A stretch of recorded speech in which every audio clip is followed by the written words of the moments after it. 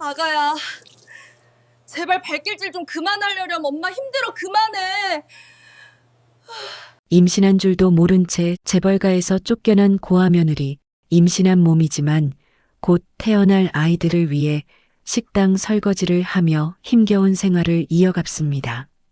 쌍둥이 남매가 태어나고 쌍둥이 엄마는 아이들을 키우기 위해 온갖 일을 하며 폐지를 줍고 있습니다. 눈 내리는 골목, 고급 세단이 멈춰 섰습니다. 차에서 내린 노부부는 그 자리에 얼어붙었어요.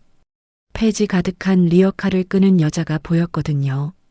낡은 패딩, 거친 손, 그리고 그 옆에서 뛰어노는 쌍둥이 아이들. 저게 설마. 회장 부인의 목소리가 떨렸습니다. 엄마, 여기 박스 엄청 많아. 아이가 소리치며 여자에게 달려갔어요. 엄마. 그 단어가 회장의 귀를 때렸죠. 5년 전 이 여자는 그의 며느리였습니다. 아이를 낳지 못한다며 집에서 쫓아냈던 바로 그 사람이었어요. 그런데 지금 그녀는 쌍둥이와 함께 폐지를 줍고 있었던 겁니다. 회장은 다리가 풀려 차 문을 붙잡았습니다. 미영이. 여자가 천천히 고개를 들었어요. 회장 부부를 보는 그녀의 눈빛은 차갑게 식어 있었죠. 여긴 뭐 하려 오셨어요? 얼른 그냥 지나가세요. 재벌 총수를 향한 냉정한 한마디였습니다. 이 충격적인 반전의 전체 이야기가 궁금하시다면 잠시만 구독과 좋아요, 그리고 사랑의 댓글 정중히 부탁드립니다. 자, 그럼 시간을 되돌려 이 모든 이야기의 시작으로 가보겠습니다. 미영은 고아였습니다. 어린 시절 그녀가 가장 먼저 배운 건 이런 거였어요. 기댈 사람 없는 인생에서는 울고 싶을 때 울면 안 된다는 것. 울어봤자 아무도 달래주지 않으니까요. 차라리 그 시간에 숙제 한 장이라도 더 푸는 게 나았습니다. 고아원 선생님은 늘 말했죠. 너희들은 남들보다 2배는 더 잘해야 해. 그래야 사람들이 너희를 봐줘. 미영은 그 말을 가슴에 새겼습니다. 2배가 아니라 3배를 해야 한다고 스스로에게 다짐했죠. 밤늦게까지 책상 앞에 앉아 있는 건 그녀에게 습관이 되어버렸어요. 친구들이 운동장에서 웃고 떠들 때도, 명절에 가족들이 찾아오는 날에도 미영은 혼자 도서관 구석 자리를 지켰습니다. 고등학교 3년 내내 전교 1등이었고 그 성적으로 명문대에 합격했어요. 합격 통지서를 받던 날 주변 친구들은 부모님께 전화를 걸어 기쁨을 나눴지만 미영은 그럴 수가 없었죠. 그냥 조용히 통지서를 가방에 넣고 혼자 학교 뒤편 벤치에 앉아 있었습니다. 고아원을 나서는 날 미영은 작은 가방 하나만 들고 정문을 나섰어요. 잘 가, 미영아. 원장 선생님이 등 뒤에서 말했지만 미영은 뒤돌아보지 않았습니다. 뒤돌아보면 울 것 같았거든요. 그래서 그냥 걸었어요. 앞만 보고 한 발 한 발. 그날 밤 원룸에 혼자 누워 미영은 천장을 보며 다짐했습니다. 다시는 쫓겨나지 않는 삶을 살겠어. 대학 생활은 외로웠어요. 동기들은 방학이면 집에 가고 명절이면 가족과 시간을 보냈지만 미영에겐 그런 게 없었습니다. 그래서 더 열심히 일했죠. 아르바이트 세계를 돌아가며 하고 학점도 놓치지 않았어요. 미영 씨는 진짜 대단해. 어떻게 그렇게 할 수 있어? 친구들이 물으면 미영은 그냥 웃었습니다. 뭐 할 수 있으니까 하는 거지. 하지만 속마음은 달랐어요. 할 수 있어서가 아니야. 해야만 하니까 하는 거지. 선택의 여지가 없었던 거예요. 쉬면 밀리고 밀리면 도태되고 도태되면 다시 바닥이니까요. 졸업할 때쯤 미영은 깨달았습니다. 자신이 25년을 살면서 단 한 번도 제대로 쉬어본 적이 없다는 거요. 늘 무언가를 증명해야 했고, 늘 더 잘해야 했고, 늘 미안해야 했던 것 같았어요. 취직도 빨리 했습니다. 중견기업 격리부서였죠. 사람들은 축하해줬지만 미영은 알고 있었어요. 이제 시작이라는 걸. 회사에서도 사회에서도 여전히 증명해야 한다는 걸요. 고아 출신이 여기까지 왔네. 누군가 속삭이는 소리를 들었을 때 미영은 아무렇지 않은 척했습니다. 익숙한 말이었거든요. 그저 더 열심히 일했어요. 더 일찍 출근하고 더 늦게 퇴근하고 더 완벽하게 일 처리를 했죠. 그렇게 2년이 흘렀을 때였습니다. 회사 복도에서 미영은 한 남자와 마주쳤어요. 정장 차림의 그 남자는 잠시 미영을 보더니 가벼운 목례를 했습니다. 수고하세요. 평범한 인사였어요. 하지만 미영은 그 순간을 기억했습니다. 그 남자의 눈빛이 남달랐거든요. 동정도 호기심도 아닌 그냥 한 사람을 보는 담담한 시선이었어요. 나중에 알았죠. 그 남자가 협력업체 사장 아들 동석이라는 걸요. 그리고 그와의 만남이 미영의 인생을 완전히 바꿔놓을 거라는 것도요. 동석과의 재회는 우연이었습니다. 회사 근처 카페에서였어요. 미영이 테이크아웃 커피를 기다리고 있을 때 누군가 옆에 섰죠. 저기 혹시 우리 회사 다니시는 분 아니세요? 고개를 들어보니 그 남자였습니다. 복도에서 목례를 나눴던 바로 그 사람이요. 아, 네. 맞아요. 미영은 짧게 대답했어요. 더 이상 말을 이어가지 않았죠. 협력업체 사장 아들이라는 걸 알고 있었으니까요. 괜히 친한 척했다가 오해받고 싶지 않았던 겁니다. 하지만 동석은 달랐어요. 저도 아메리카노인데 혹시 같이 마실래요? 회사 얘기 좀 들어보고 싶어서요. 평범한 제안이었습니다. 미영은 잠시 망설이다가 고개를 끄덕였어요. 거절할 이유도 없었고 뭔가 이 사람이 다른 것 같았거든요. 카페 창가에 앉아 동석은 물었습니다. 회사 생활 어때요? 힘들진 않으세요? 괜찮아요. 할만해요. 미영은 습관처럼 대답했어요. 늘 그렇게 말해왔으니까요. 힘들다고 말하면 약해 보이고 약해 보이면 무시당하니까요. 동석은 커피를 한 모금 마시더니 조심스럽게 말했습니다. 사실은요, 제가 미영 씨 소문 들었어요. 미영의 손이 멈췄어요. 소문이라는 단어가 늘 좋은 의미는 아니었으니까요. 무슨 소문이요? 고아원 출신인데 혼자 힘으로 명문대 나오고 회사에서도 엄청 성실하다고요. 격리부장님이 칭찬 많이 하시더라고요. 미영은 놀랐습니다. 비난이나 동정이 아니라 그냥 사실 그대로를 말하는 거였어요. 아, 네. 대단하시네요. 저 같았으면 못했을 것 같아요. 동석의 목소리엔 진심이 담겨 있었습니다. 가식적인 칭찬도 과장된 동정도 아니었어요. 그냥 솔직한 감탄이었죠. 그날 이후 둘은 자주 마주쳤어요. 동석이 회사에 자주 들렀던 건지 아니면 미영이 동석을 의식하게 된 건지 알 수 없었지만요. 어느 날 동석이 물었습니다. 미영 씨, 주말에 시간 있으세요? 왜요? 같이 영화 볼래요? 재미있는 거 개봉했거든요. 미영은 당황했어요. 남자와 단둘이 영화를 본 적이 한 번도 없었거든요. 저는 부담 갖지 마세요. 그냥 친구로요. 친구. 그 말이 미영을 안심시켰습니다. 그래서 고개를 끄덕였죠. 좋아요. 영화관에서 팝콘을 나눠 먹으며 미영은 처음으로 편안함을 느꼈어요. 동석은 미영의 배경을 궁금해하지 않았고 어디 출신인지 묻지도 않았죠. 그냥 미영이라는 사람 자체를 대했던 겁니다. 영화가 끝나고 나오는 길, 동석이 물었습니다. 미영 씨는 늘 혼자였죠? 미영은 걸음을 멈췄어요. 그 질문이 뭔가 달랐거든요.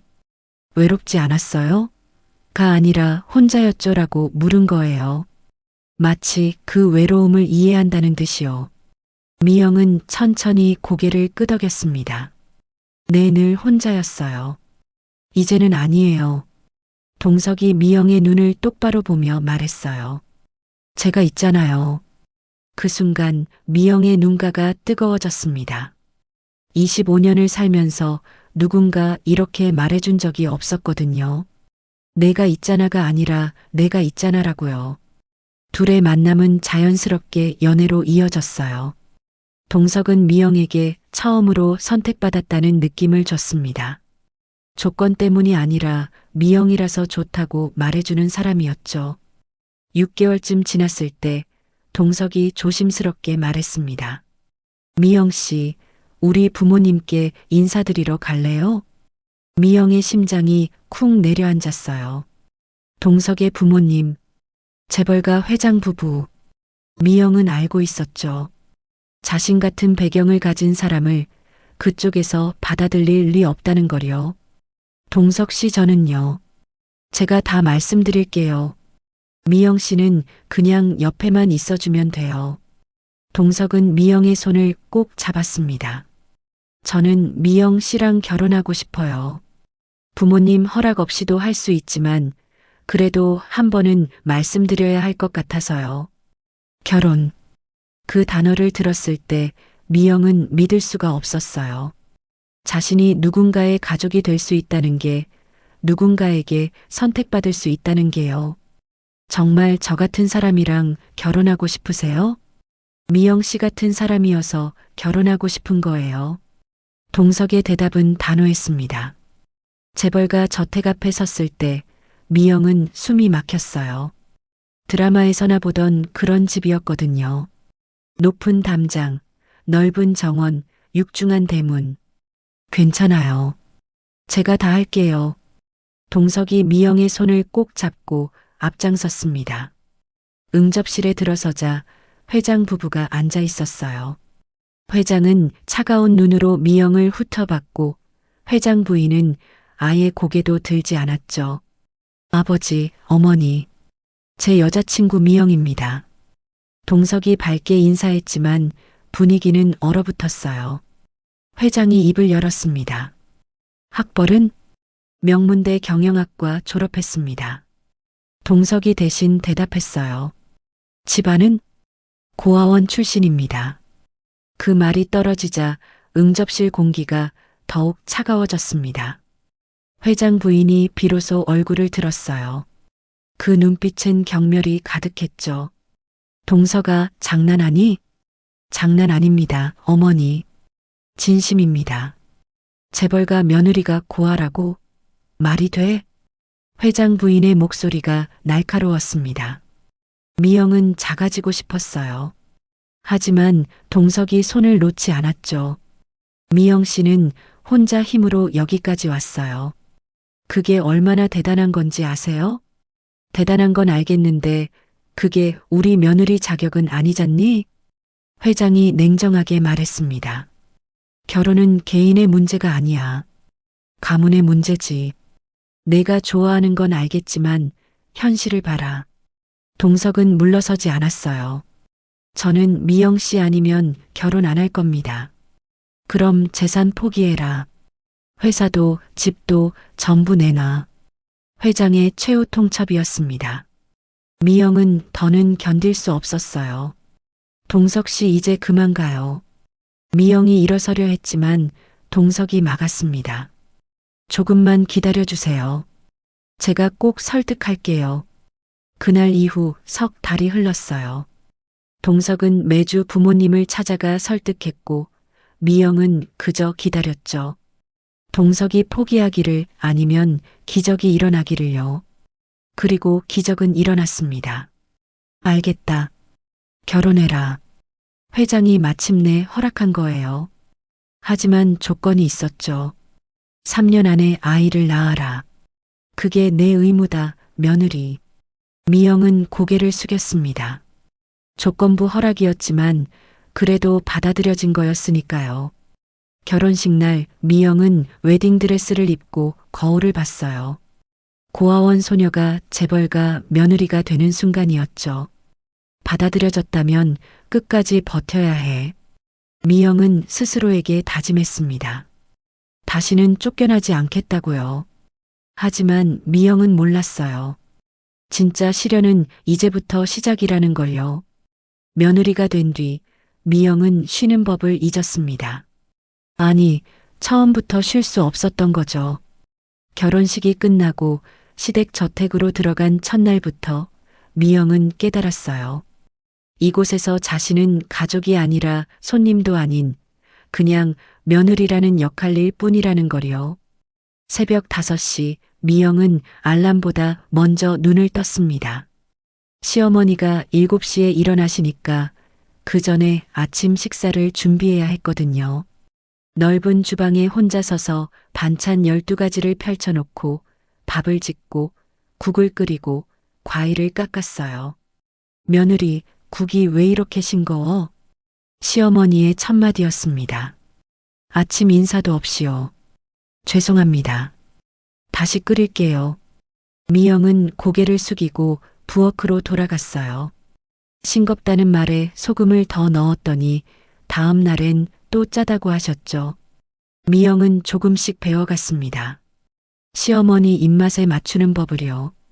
동석은 출근 준비로 바빴고 회장님은 신문만 보셨어요. 아무도 미영에게 말을 걸지 않았죠. 미영은 그저 밥을 더 퍼드리고 반찬을 더 올려드리고 물을 따라드렸습니다. 식사가 끝나면 설거지였어요. 식모가 있었지만 시어머니는 말했죠. 며느리가 직접 해야 정성이 담기는 거야. 미영은 고무장갑을 끼고 그릇을 닦았습니다.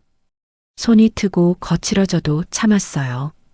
고아원에서 설거지는 늘 하던 일이었으니까요. 오전엔 시부모님 방 청소, 오후엔 빨래, 저녁엔 다시 저녁 준비였습니다. 식모가 하는 일을 미영이 대신하는 경우가 많았어요. 시어머니는 그게 당연하다는 듯 지시했죠.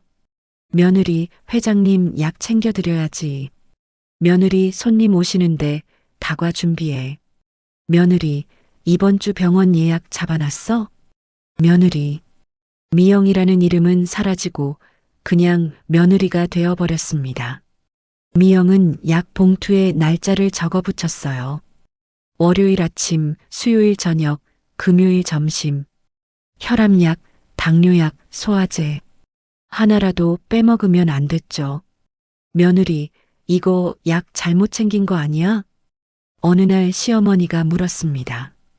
미영은 깜짝 놀라 확인했어요. 하지만 틀린 게 없었죠. 아니에요, 어머님. 처방전대로 정확히 챙겨드렸어요. 그래, 뭔가 색깔이 다른 것 같던데. 시어머니는 그냥 지나가는 말처럼 했지만 미영은 온종일 불안했습니다. 혹시 정말 실수한 건 아닐까? 나중에 다시 확인하고 또 확인했어요. 친구들이 전화하면 미영은 바쁘다고 했습니다.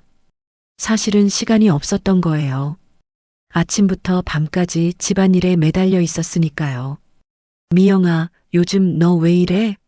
결혼하더니 사람이 달라졌어. 친구가 섭섭해하며 말했지만 미영은 제대로 대답할 수가 없었어요. 미안해. 요즘 좀 바빠서. 바쁘긴 뭐가 바빠? 재벌 며느리면 놀고 먹는 거 아니야? 미영은 쓴웃음을 지었습니다.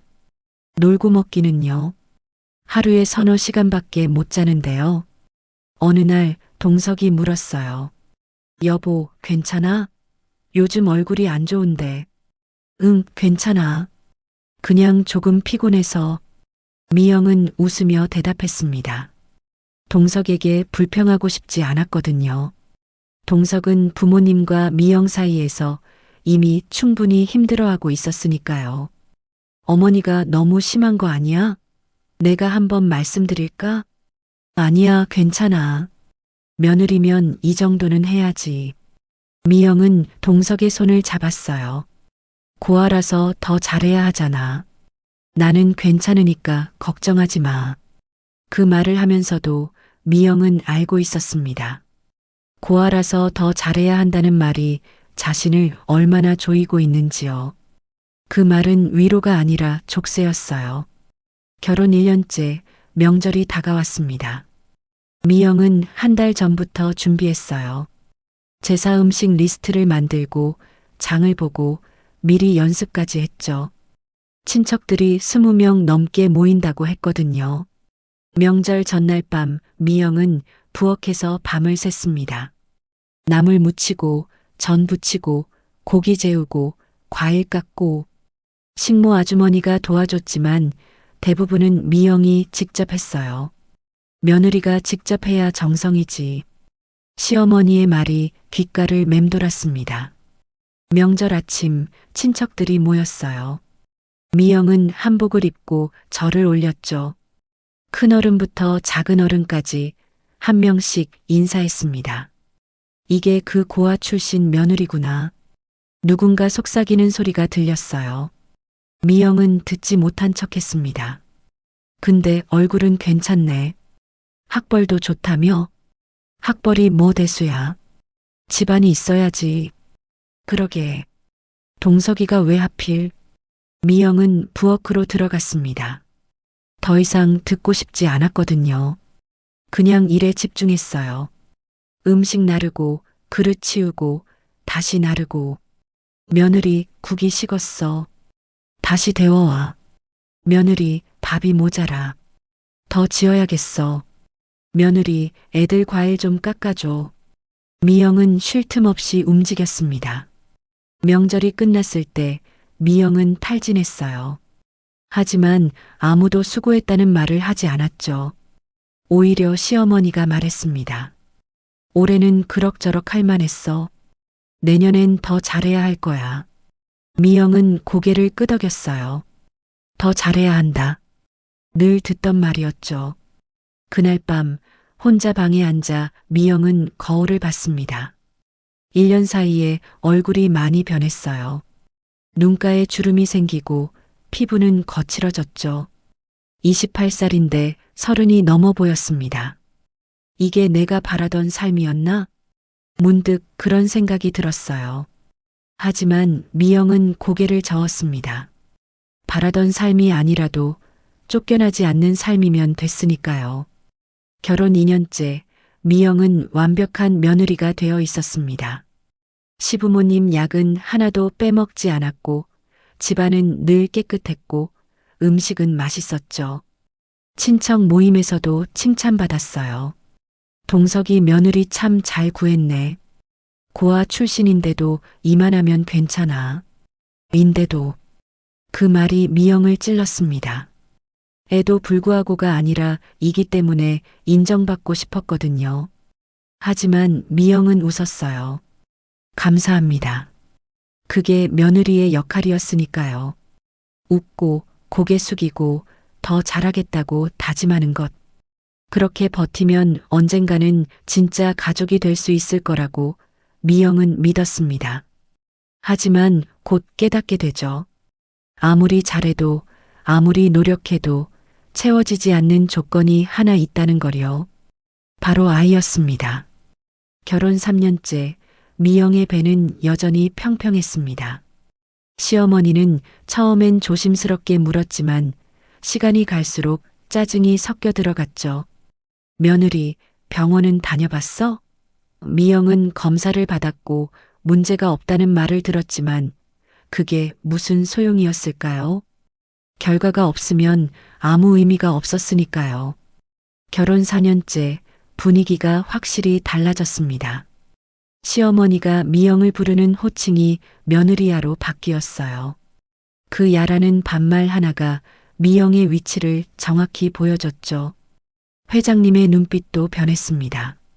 며느리를 보는 게 아니라 실패한 투자를 보는 눈이었어요. 어느 날 저녁 미영은 설거지를 하다가 서재에서 들려오는 대화를 들었습니다. 동서가 이제 결단을 내려야 하지 않겠니? 며느리 말이다. 5년 가까이 됐는데 아이가 없잖아. 회장님의 목소리였어요. 그건 저희도 노력하고 있습니다. 노력으로 되는 문제가 아니야. 며느리가 문제라면 바꿔야지. 미영은 손에 든 접시를 놓칠 뻔했습니다. 바꾼다. 그 말이 정확히 무엇을 의미하는지 알았거든요. 결혼은 대를 잇기 위한 거야. 5년 동안 아이가 없으면 그건 자격 미달이지. 자격 미달. 미영은 부엌에서 조용히 울었습니다. 소리 내지 않고 눈물만 흘렸죠. 결혼 5년째 미영은 점점 투명 인간이 되어갔습니다. 식탁에서 아무도 미영에게 말을 걸지 않았어요. 어머님, 오늘 병원 가시는 거 잊지 않으셨죠? 침묵. 회장님, 서재 정리해뒀어요. 무반응. 공기 같은 존재가 되어버린 거죠. 친척 모임은 더 끔찍했습니다. 아직도 아이가 없대. 5년이나 됐는데 말이야. 문제가 있는 거 아니야? 수군거리는 소리가 점점 커졌어요. 미영은 화장실에 숨어 눈물을 닦았죠. 시어머니가 정밀 검사를 받으라고 했고 미영은 병원에서 온갖 검사를 다 받았습니다. 결과는 똑같았어요. 특별한 이상은 없으세요. 하지만 시어머니는 결과지조차 받지 않았죠. 문제 없으면 왜 아이가 안 생겨? 됐어. 이제 지겹다. 그리고 방으로 들어가 버렸습니다. 그날 저녁 회장님이 미영과 동석을 서재로 불렀습니다. 나란히 앉은 회장 부부의 표정이 차갑게 굳어 있었어요. 앉아라. 5년 동안 기회를 줬다. 충분했어. 회장님이 말했습니다. 며느리, 자네 귀향해야겠네. 귀향? 쫓겨난다는 뜻이었죠. 아버지, 그건 너무하십니다.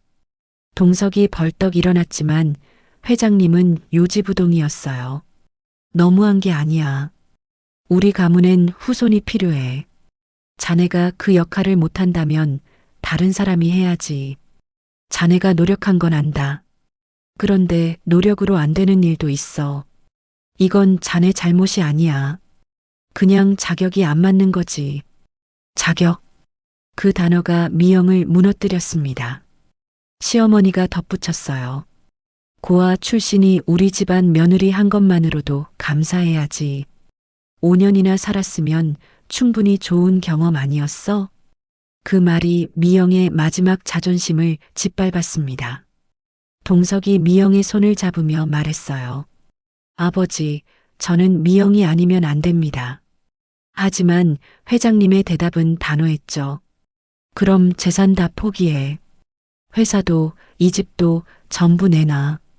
최후 통첩이었습니다. 미영은 그날 밤 잠들 수 없었어요. 침대에 누워 천장만 바라보며 생각했죠. 내가 뭘 잘못한 거지?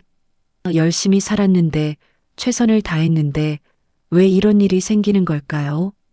동석은 옆에서 깊게 잠들어 있었습니다. 부모님과 아내 사이에서 얼마나 힘들었을까요? 미영은 조용히 일어나 화장실로 갔습니다. 거울을 봤어요. 30도 안 됐는데 늙어 보였죠. 5년 동안 웃지 않았던 것 같았어요. 세면대에 손을 짚고 한숨을 내쉬었습니다. 내일이면 또 어떤 말을 들어야 할까요? 언제까지 이렇게 살아야 할까요? 그리고 일주일 뒤 미영의 인생은 완전히 무너져 내리게 됩니다. 일주일이 지났습니다. 거실에 낯선 중년 여자가 앉아 있었어요. 시어머니가 차를 대접하며 환하게 웃고 있었죠. 아, 며느리 왔구나. 저분은 혜성그룹박 회장 따님이야. 인사드려. 미영은 고개를 숙였습니다. 그 여자는 미영을 힐끗 보고는 시어머니에게만 말을 걸었어요. 어머님, 저희 아버지께서 이번 혼담건에 대해 긍정적으로 검토하신답니다. 혼담. 미영의 귀가 번쩍 뜨였습니다. 동석이의 재혼 상대를 물색하고 있었던 거죠. 자신이 아직 이 집에 있는데도요. 동석 씨 정말 괜찮은 분이시더라고요. 지난번 모임에서 뵀는데 인상이 참 좋았어요. 우리 동석이 성격도 좋아요. 당신 같은 좋은 분 만나면 행복할 거예요. 시어머니의 목소리가 달콤했습니다. 미영은 더 이상 들을 수가 없어서 조용히 부엌으로 돌아갔어요. 그날 저녁 동석이 늦게 들어왔고 미영은 거실에서 기다리고 있었죠. 동석 씨, 저 할 말이 있어요. 하지만 회장님이 거실로 들어오며 동석을 불렀습니다. 동석아, 잠깐 나와봐라. 동석은 미안하다는 표정을 지으며 나갔고 미영은 혼자 남았어요. 복도에서 들려오는 대화 소리가 미영의 귀에 들어왔습니다. 동석아, 이혼 서류야. 며느리랑 헤어져라. 5년이면 충분히 기회를 준 거야. 회장님의 목소리였어요. 아버지, 무슨 소리예요? 갑자기 왜 이러세요? 갑자기가 아니야. 이미 준비해둔 일이지. 박 회장 따님이 좋은 조건이야. 집안도 괜찮고 건강하고. 저는 미영이 말고는 생각 없어요. 그럼 회사 포기해. 재산도 다 포기하고. 침묵이 길어졌습니다. 미영은 거실에 앉아 그 침묵을 들으며 모든 걸 이해했어요. 이미 끝났다는 걸요. 생각 좀 해봐. 일주일 줄게. 그 안에 결정해. 회장님의 발소리가 멀어졌습니다. 동석이 거실로 돌아왔을 때 미영이 말했어요. 들었어요. 동석의 얼굴엔 괴로움이 가득했죠. 아버지를 설득할게. 조금만 기다려줘. 하지만 미영은 고개를 저었습니다. 안 돼요. 이미 끝났어요. 일주일 동안 동석은 매일 아버지를 찾아가 설득했지만 회장님은 요지부동이었어요. 이혼 서류는 동석의 책상 위에 놓여 있었고 미영은 마지막까지 집안일을 묵묵히 했습니다. 일주일째 되는 날 저녁 온 가족이 식탁에 둘러앉았습니다. 회장님이 입을 열었어요. 동석아, 결정했나? 회사를 선택할 거냐? 며느리를 선택할 거냐? 침묵이 흘렀습니다. 미영은 그 침묵이 답이라는 걸 알았어요. 됐어요. 미영이 먼저 입을 열었습니다. 제가 나갈게요. 미영아. 동석이 놀라 손을 잡았지만 미영은 손을 빼냈어요. 괜찮아요, 동석 씨. 당신 잘못 아니에요. 아니야, 미영아. 내가 뭐라도 할게. 조금만 더 충분해요. 5년이면 충분했어요. 회장님이 차갑게 말했어요. 내일까지 짐 싸서 나가. 위자료는 통장으로 보내주마. 필요 없어요. 돈은 필요 없어요. 그냥 갈게요. 그날 밤 미영은 작은 가방 하나에 짐을 쌌습니다. 가져온 것도 별로 없었고 가져갈 것도 없었어요. 동석이 방으로 들어와 울먹였죠. 미영아, 미안해. 정말 미안해. 미안해하지 마요. 당신도 힘들었잖아요. 나 때문에 내가 아니에요. 나 때문이에요. 내가 자격이 없었던 거예요. 미영은 웃으려 했지만 눈물이 흘러내렸습니다. 제가 고아라서 집안이 없어서 아이를 못 낳아서 처음부터 자격이 없었던 거예요. 그런 말 하지 마. 너는 정말 잘했어. 누구보다 잘한 게 무슨 소용이에요? 결국 쫓겨나잖아요. 미영은 가방을 메고 문을 열었습니다. 비가 내리고 있었어요. 우산도 없이 그냥 걸었습니다. 뒤돌아보지 않았어요. 뒤돌아보면 무너질 것 같았거든요. 저택 정문을 나서는 순간 미영은 멈춰섰습니다. 다시는 이런 일 없을 거야. 비를 맞으며 걷는 미영의 뒷모습은 쓸쓸했습니다. 그리고 그녀는 아직 몰랐어요. 자신의 뱃속에 새로운 생명이 자라고 있다는 걸요. 저택을 나온 미영은 갈 곳이 없었습니다. 원룸을 얻었어요. 보증금 500만 원, 월세 40만 원. 결혼 전 모아둔 돈을 털어 겨우 계약했죠. 방 한 칸, 화장실 한 칸이 전부였습니다. 처음 며칠은 그냥 멍하니 앉아 있었어요. 5년이 꿈 같았죠. 2주일쯤 지났을 때 미영은 이상한 걸 느꼈습니다. 아침마다 속이 메스꺼웠거든요. 처음엔 스트레스 때문이라고 생각했는데 계속됐어요. 달력을 보니 생리 예정일이 한 달 가까이 지나 있었죠. 미영은 약국에 가서 떨리는 손으로 임신 테스트기를 샀습니다. 화장실에서 검사를 했어요. 2줄. 임신이었습니다. 미영은 그 자리에 주저앉았죠. 기쁨인지 두려움인지 알 수 없었어요. 병원에 갔습니다. 축하드립니다. 6주 차예요. 그런데 쌍둥이예요. 의사의 말에 미영은 말을 잃었어요. 한 명도 힘들 텐데 2명이라니요. 보호자분은 안 오셨어요? 혼자예요. 병원을 나오며 미영은 초음파 사진을 봤습니다. 2개의 작은 점이었죠. 쫓겨났다고 알려주면 다시 받아줄까? 그런 생각이 스쳤어요. 하지만 고개를 저었습니다. 아니야. 아이 때문에 받아주는 건 싫어. 미영은 결심했죠. 이 아이들만큼은 절대 버려지지 않아. 내가 지킨다. 임신 4개월부터 식당 설거지를 시작했습니다. 시급 6,000원, 하루 6시간 일하면 한 달에 100만 원 조금 넘게 벌 수 있었어요. 아가씨, 배부른데 괜찮아요? 사장님이 걱정했지만 미영은 웃었죠. 괜찮아요. 할 수 있어요. 설거지는 힘들었지만 참았습니다. 아이들을 위해서였으니까요. 임신 7개월엔 오전 마트 청소, 오후 식당 설거지, 2개의 일을 했습니다. 하루 10시간씩 일했어요. 밤에 집에 돌아오면 녹초가 됐지만 배를 쓰다듬으며 중얼거렸죠. 조금만 참아 아가들아. 엄마가 꼭 지켜줄게. 출산 예정일이 다가왔고 미영은 혼자 택시를 타고 병원에 갔습니다. 보호자 없으세요? 혼자예요. 10시간의 진통 끝에 쌍둥이 남매가 태어났어요. 딸과 아들. 미영은 아이들을 품에 안고 울었습니다. 엄마가 지켜줄게. 평생 지켜줄게. 하지만 현실은 냉혹했습니다. 분유가, 기저귀가, 병원비가 계속 나갔고 일을 나가려 해도 아이들을 맡길 곳이 없었어요. 결국 이웃집 할머니께 부탁했죠. 하루 3만 원, 한 달이면 90만 원이었습니다. 다시 일을 시작했어요. 오전 마트 청소, 오후 식당 설거지, 저녁엔 편의점 야간 아르바이트. 3개의 일이었습니다.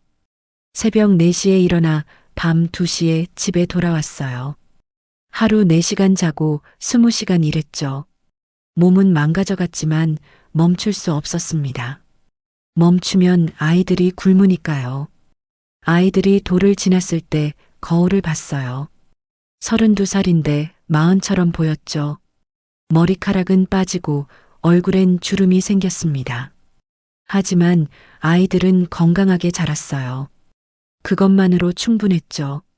3살이 됐을 때 일을 하나 더 늘렸습니다. 밤에 폐지를 줍는 일이었어요. 편의점 아르바이트가 끝나면 리어카를 끌고 골목을 돌았습니다. 한 달에 20만 원 정도 더 벌 수 있었죠. 지나가는 사람들이 수군거렸지만 신경 쓰지 않았어요. 부끄러울 것도 없었으니까요. 4살이 됐을 때 어린이집에 보냈습니다. 엄마, 오늘 유치원에서 친구랑 놀았어. 딸 지아가 웃으며 말했고, 엄마, 나는 블록 쌓기 했어. 아들 지호도 말했어요. 미영은 2 아이를 안아줬습니다. 이 순간만큼은 모든 게 괜찮았죠. 하지만 아이들은 점점 자랐고 궁금해하기 시작했습니다. 엄마, 우리 아빠는 어디 있어? 지아가 물었어요. 아빠는 먼 곳에 계셔. 왜 안 와? 바쁘셔서 그래. 우리가 싫어서 안 오는 거야? 지아의 눈에 눈물이 맺혔고 미영은 딸을 꼭 안았어요. 아니야. 절대 그런 거 아니야. 엄마가 있잖아. 엄마 하나면 돼? 응. 엄마 하나면 충분해. 아이들이 5살이 됐을 때였습니다. 아이들 유치원비가 점점 더 많이 들어가기 시작했고, 그래서 일을 더 많이 해야만 했습니다. 미영은 평소처럼 새벽에 폐지를 주우러 나갔어요. 리어카를 끌고 골목을 걷는데 갑자기 고급 세단이 멈춰섰죠. 차에서 한 남자가 내렸습니다. 동석이었어요. 5년 만이었죠. 미영이. 동석은 얼어붙었고 미영도 멈춰섰습니다. 안녕하세요. 차갑게 인사했어요. 너 지금 뭐 하는 거야? 보면 몰라요? 폐지 죽고 있잖아요. 동석이 다가왔지만 미영은 한 발 물러섰죠. 제 인생이에요. 상관하지 마세요. 미영아, 나는 이제 미영이 아니에요. 그냥 지나가세요. 미영은 냉정하게 말하며 리어카를 끌고 아이들을 챙겨 멀리 사라졌습니다. 미영은 뒤돌아보지 않았어요. 동석은 단호하고 냉정하게 말하는 미영을 그저 멍하니 쳐다볼 수밖에 없었어요. 그저 멀어져가는 미영과 아이들을 바라보며 눈물을 흘렸습니다. 며칠 뒤 회장 부부가 미영이 사는 동네에 나타났습니다. 동석이 회장 부부한테 이 사실을 알렸던 거죠. 눈이 내리는 날이었습니다. 미영은 평소처럼 리어카를 끌고 있었고 지아와 지호가 옆에서 뛰어놀며 박수를 줍고 있었죠. 할아버지, 저기 봐. 눈사람 만들 수 있겠다. 지호가 소리쳤습니다. 회장 부부는 그 장면을 보고 얼어붙었어요. 아이들, 쌍둥이 아이들이었죠. 회장은 다리가 풀려 그 자리에 주저앉을 뻔했습니다. 미영이 고개를 들었어요. 회장 부부와 눈이 마주쳤죠. 회장은 처음으로 말문이 막혔습니다. 5년 전 쫓아냈던 며느리가 손주들과 함께 이렇게 살고 있었던 거예요. 리어카, 낡은 옷, 그리고 폐지. 회장은 그제야 깨달았습니다. 자신이 무엇을 저질렀는지를요. 눈 내리는 골목에서 회장 부부는 얼어붙어 있었습니다. 쌍둥이 아이들이 눈을 밟으며 깔깔 웃고 있었고 미영은 리어카를 끌며 아이들을 지켜보고 있었죠. 5년 전 쫓아냈던 며느리가 손주들과 함께 이런 삶을 살고 있었던 겁니다. 회장 부인의 입술이 떨렸어요. 저 아이들이 목소리가 제대로 나오지 않았죠. 회장은 아무 말도 못한 채 다리가 후들거렸습니다.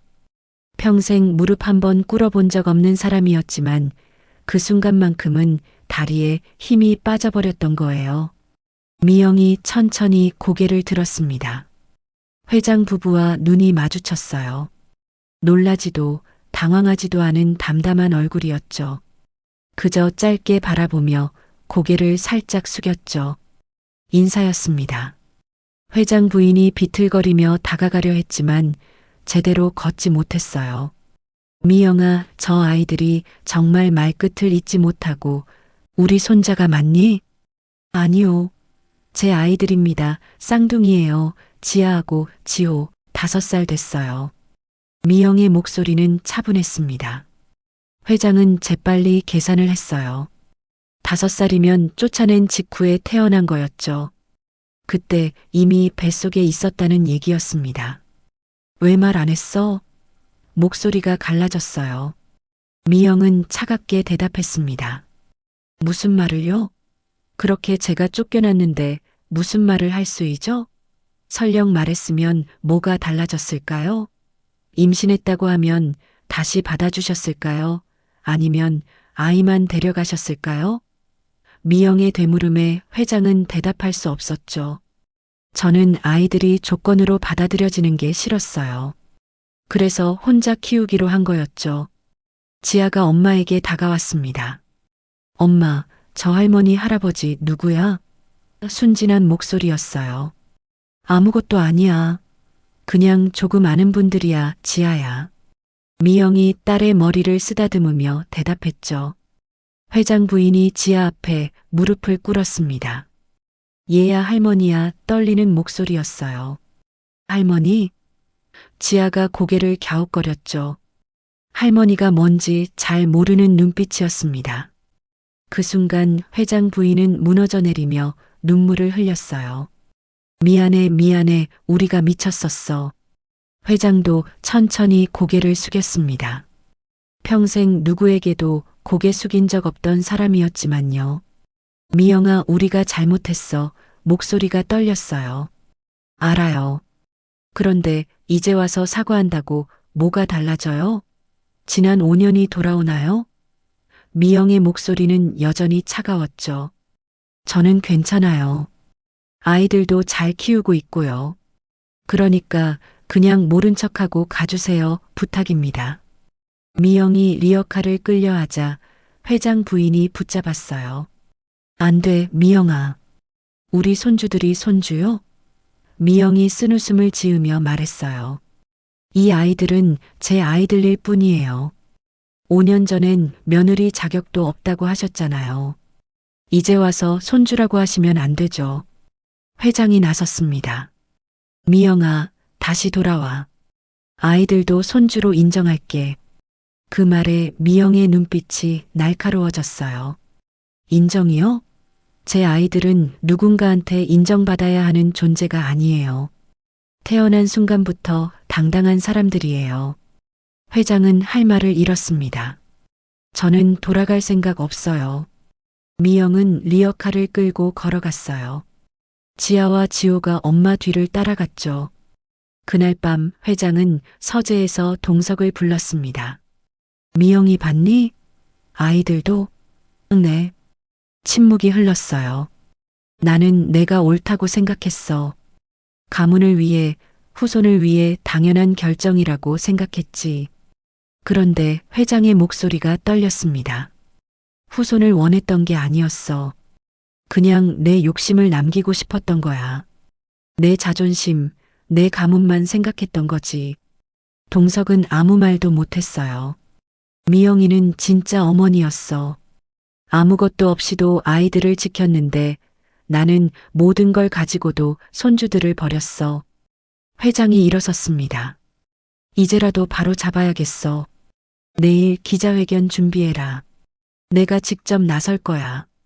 다음 날 회장은 모든 자료를 다시 봤습니다. 미영이 쫓겨나는데 관여했던 보고서들, 재계 혼담 뒤에 숨겨진 거래들이 드러났어요. 이 모든 게 내 욕심 때문이었구나. 회장은 깨달았습니다. 며칠 뒤 회장은 다시 미영을 찾아갔습니다. 이번엔 혼자였어요. 왜? 또 오셨어요. 미영이 문을 열었죠. 회장이 봉투를 내밀었습니다. 손주들 이름으로 된 신탁이야. 그룹 지분 일부를 넣었어. 내가 관리하고 아이들이 성인 되면 주는 거야. 필요 없어요. 미영이 거절했습니다. 재산 때문이 아니에요. 저는 아이들이 다시는 쫓겨나지 않을 권리를 원해요. 할머니, 할아버지라고 부를 수 있는 가족을 원하는 거예요. 회장은 고개를 숙였어요. 그럼 내가 할아버지가 될 자격이 있을까? 미영은 한참을 생각하다 말했습니다. 그건 아이들이 결정할 일이에요. 회장의 눈에 희망이 보였죠. 기회를 주겠니? 미영은 말없이 천천히 고개를 끄덕였습니다. 한 번만요. 단 한 번만 기회를 드릴게요. 일주일 뒤 회장은 기자들 앞에 섰습니다. 플래시가 터졌고 기자들이 웅성거렸어요. 재벌 그룹 총수가 긴급 기자회견을 연다는 건 흔한 일이 아니었으니까요. 회장은 준비된 원고를 내려놓고 천천히 입을 열었습니다. 오늘 저는 제 잘못을 인정하기 위해 이 자리에 섰습니다. 기자들이 조용해졌어요. 5년 전 저는 제 며느리를 이 집안에서 내보냈습니다. 아이를 낳지 못한다는 이유로요. 하지만 그건 거짓말이었습니다. 진실은 제가 후손이 아니라 제 자존심만 원했다는 거였죠. 회장의 목소리가 떨렸습니다. 며느리는 제가 내보낸 그날 이미 임신 중이었습니다. 쌍둥이를 뱃속에 품고 있었죠. 하지만 저는 그 사실조차 알려고 하지 않았습니다. 그저 제 가문의 명예만 생각했을 뿐이에요. 기자들이 술렁였어요. 카메라 셔터 소리가 빗발쳤죠.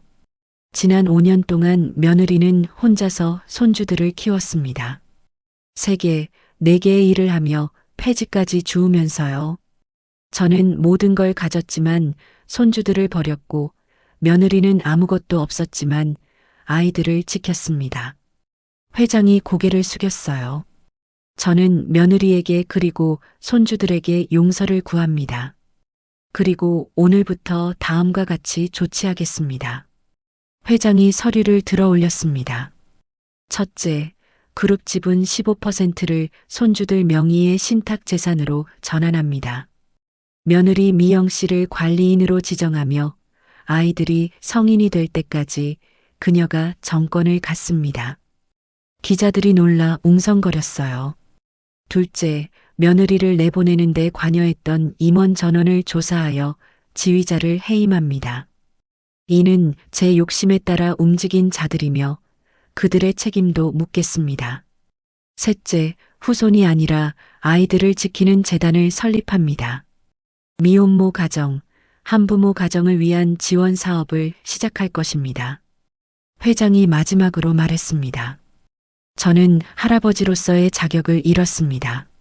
하지만 손주들이 허락한다면 이제부터라도 진짜 할아버지가 되고 싶습니다.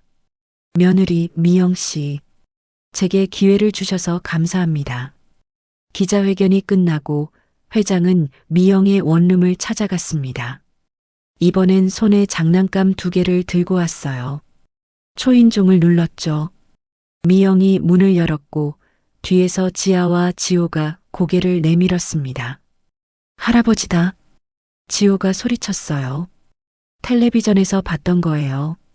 지아는 조금 주저하다가 엄마를 올려다봤습니다. 미영은 천천히 고개를 끄덕였죠. 회장이 무릎을 꿇고 아이들 눈높이에 맞췄습니다. 지아야, 지호야. 할아버지가 늦었지? 미안해. 이제부터라도 잘할게.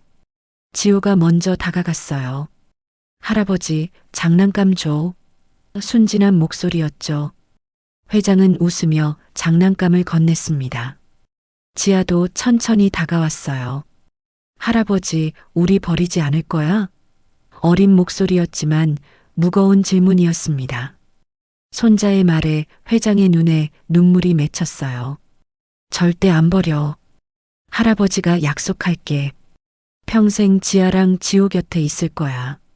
지아가 할아버지 품에 안겼습니다.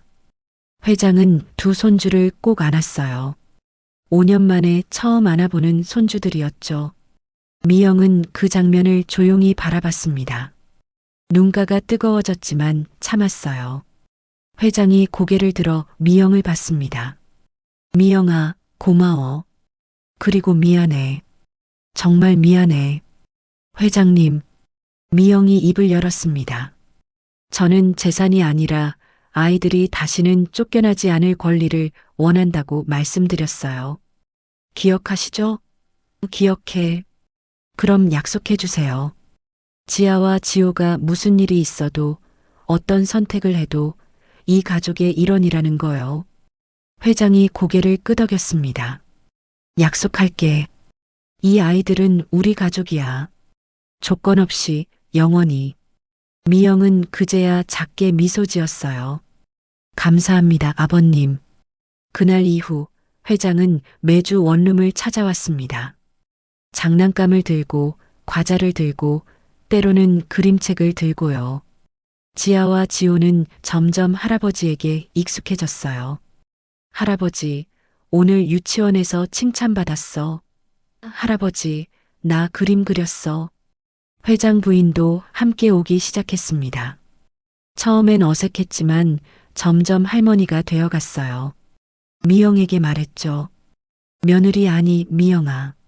내가 정말 미안했어. 이제부터라도 제대로 된 시어머니가 될게.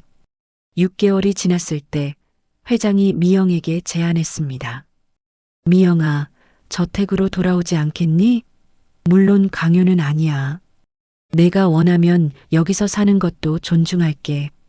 하지만 아이들을 위해서라도 미영은 한참을 생각했어요. 지아와 지호를 봤죠. 아이들은 할아버지, 할머니와 행복하게 놀고 있었습니다. 조건이 있어요. 저는 며느리가 아니라 지아와 지호의 엄마로 들어가는 거예요. 그리고 제가 일할 권리, 제 인생을 살 권리도 보장해 주셔야 해요. 당연하지.